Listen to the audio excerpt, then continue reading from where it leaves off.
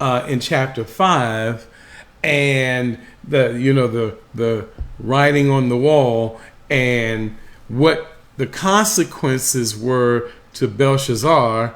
And then it says from the Medes and the Persians comes this Darius, who is now in leadership.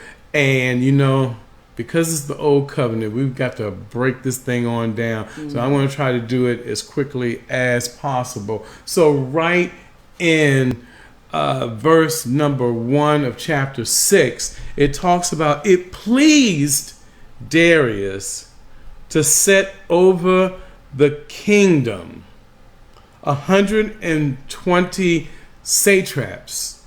And the satraps are really just provincial governors. I want y'all to get a picture of what that would look like. So these are the top dog lieutenants, all right, within his kingdom leadership.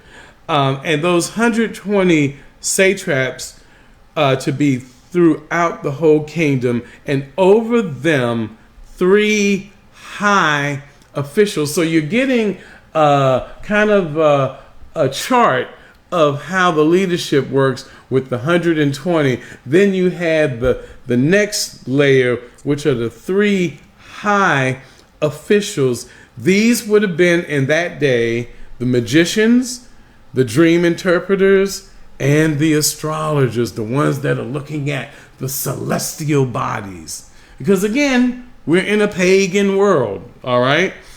And get this though, as we also learned from Daniel 5, that it was Daniel himself who was one of them, and to whom these satraps should give account. So in theory, those crazy folk should have been giving an account to Daniel, but we'll see that maybe there was some undercover conversations going on that may not have included Daniel in all of this.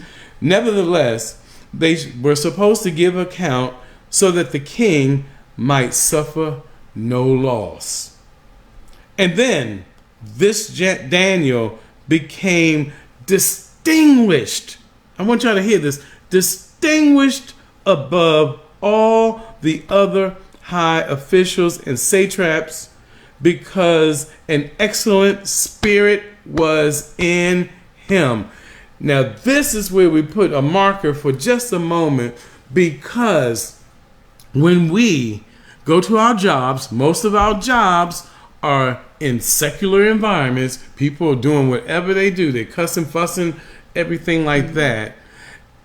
If you want to go high in that environment, stay dedicated to the God of your salvation. And I heard Myra say something where she talked about publicly don't basically get into vile conversation, but let me kind of add one more caveat to that.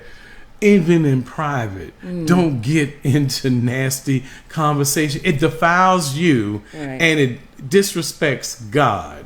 So whenever, as she said, whenever someone who professes Christ gets to kicking and screaming and fussing and doing things that go against the principles of the Bible, it becomes self-righteousness, not God righteousness. All right. And we have to be very, very careful, because Daniel gives us the blueprint on how to navigate in a world.